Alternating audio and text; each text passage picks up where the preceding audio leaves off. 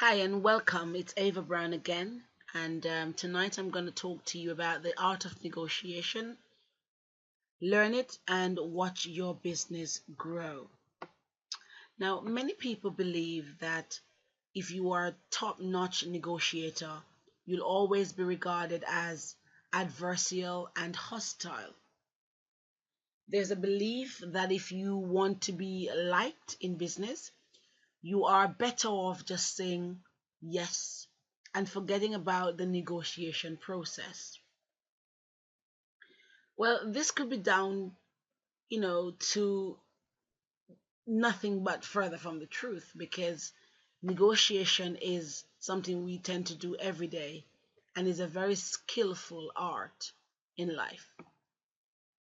The ability to negotiate properly is absolutely critical in your day to day life as a business person.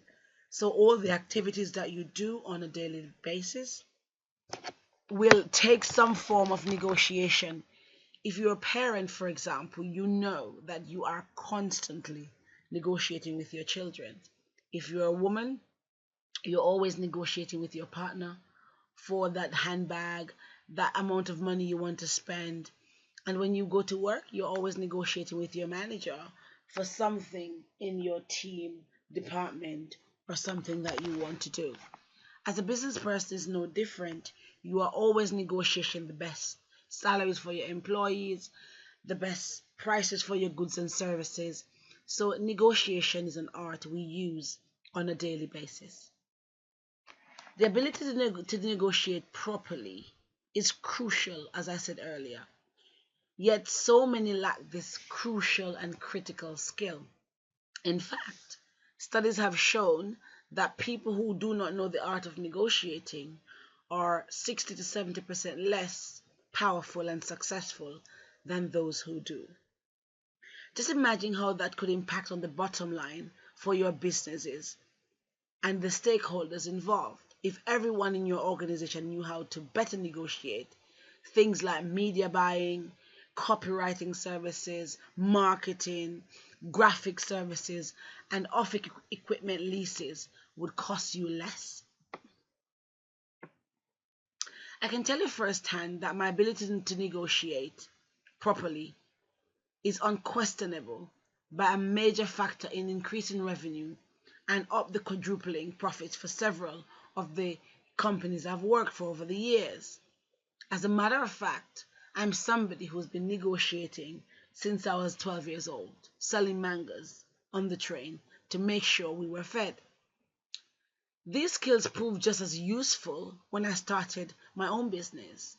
So, over the last couple of years, I've been able to transform my skills of selling and negotiating from manga selling and implemented them into my own business, especially when dealing with anyone from somebody who's going to coach me, from somebody I'm buying goods and services from somebody who's going to host an event for me, or even a media provider. If you feel like you aren't a good negotiator or you just don't know how to negotiate, keep listening to this because I'm going to show you the secrets to being a great negotiator. But first, I want to be sure you understand a little known secret.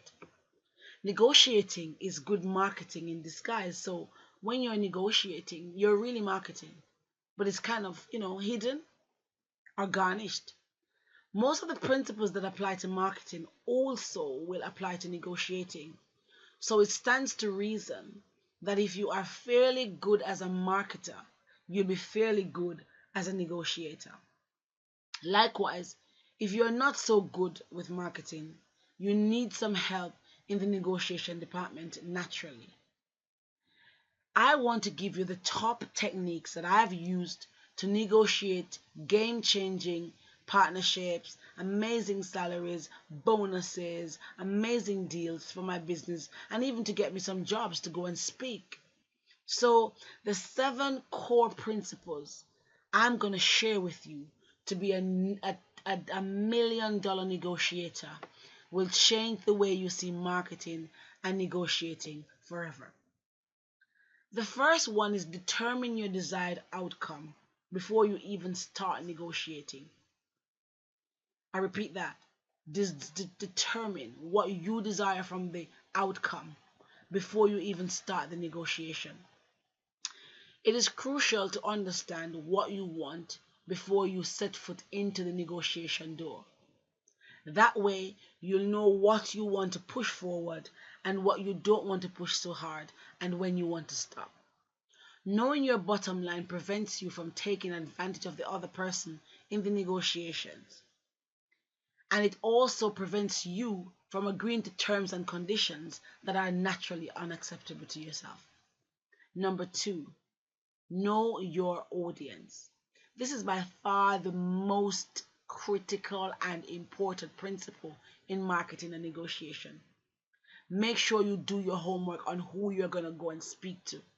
Find out as much as possible about the person or the company that is going to be sat across the table from you. Find out about other deals they have made.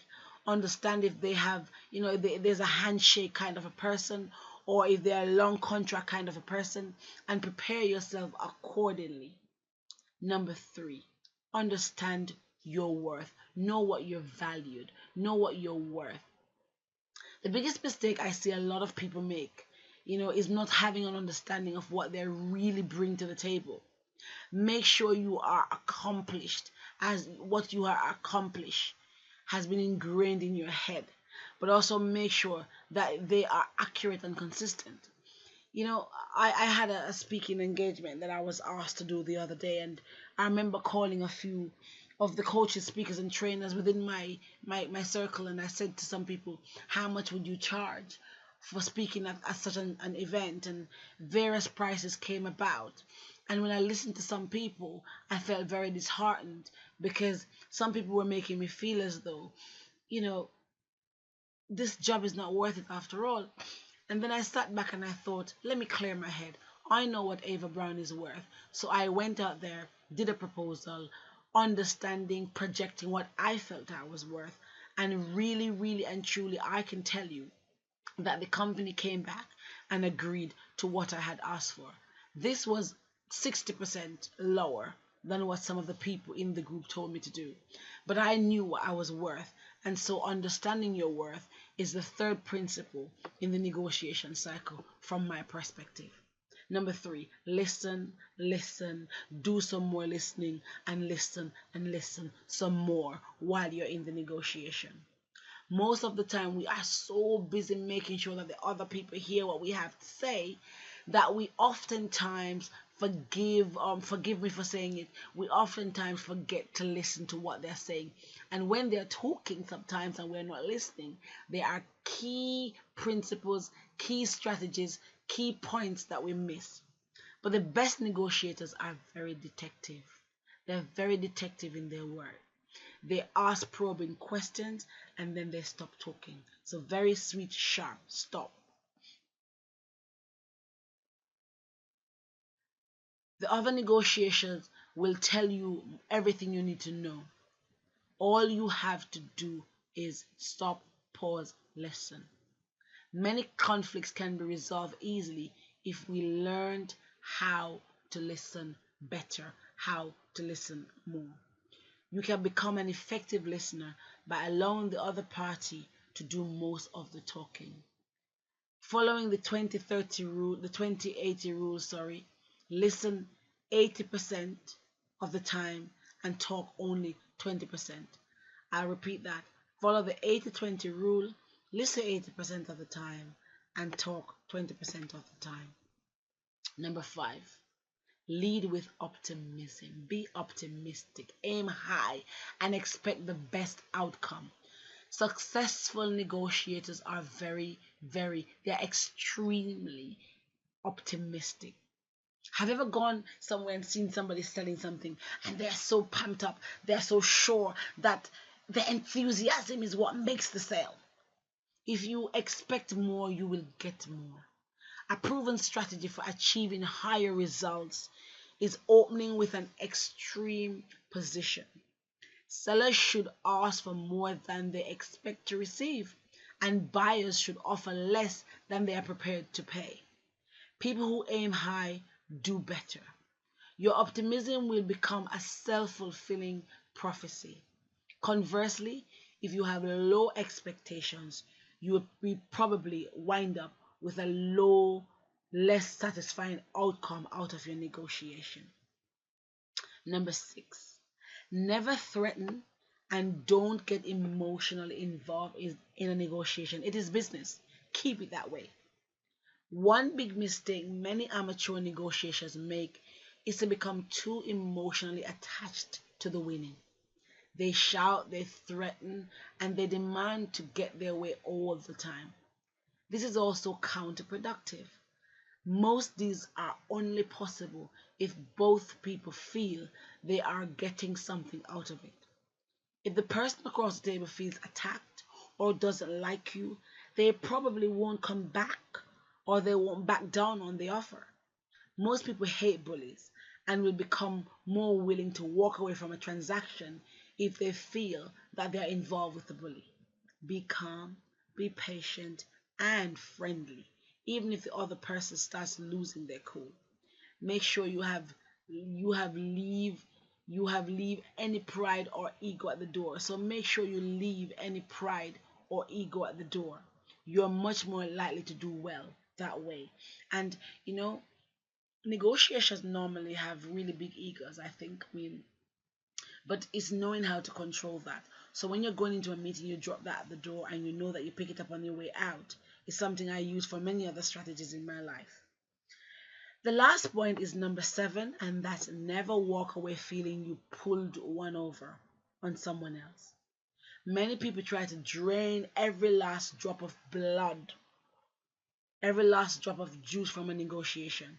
This is a mistake. If the other person feels they've been cheated, it can come back to bite you later on. They may not fulfill their part of the deal. They may not want to do business with you again. They may refuse to deal with you in the future. They may even spread the word to others you might want to negotiate with. Negotiations should leave both parties feeling satisfied with the outcome. Be willing to give up things that don't really matter to you in order to create a feeling of goodwill. For example, if you're negotiating your office rent downward, try to offer a sign of signing a longer lease. That way the landlord knows his property will have a tenant for a longer time. He'd have gotten to know you, the relationship would have been built, and he'd have felt more secure. He may just give you a cheaper rent then. Finally, the ability to negotiate successfully in today's turbulent business climate can make the difference between successful people and people who have failed. It is a skill you must master if you're doing business. If you keep these 7 strategies in mind each time you step into a negotiation, you will be well on your way to earning a better income, doing better these business deals, eliminating frustration, and having a more successful business and life. If you want to learn the art of negotiations, then by all means contact me, and I'm more than happy and excited to work with you on a one-on-one basis or in your group as a company.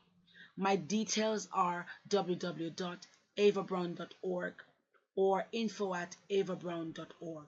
I have been negotiating all my life almost. I've been negotiating to stay alive, negotiating to pay the bills, negotiating for my business, negotiating in my everyday life, my jobs in the past in sales, marketing.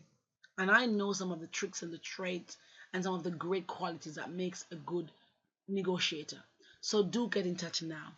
Thank you so much for listening, and go negotiating with the 7 keys I've just given you. And I can tell you, you will come back and tell me the stories. Bye for now. Sales, marketing.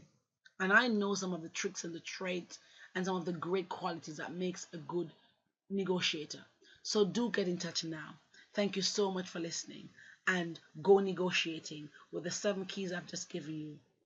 And I can tell you, you will come back and tell me the stories. Bye for now.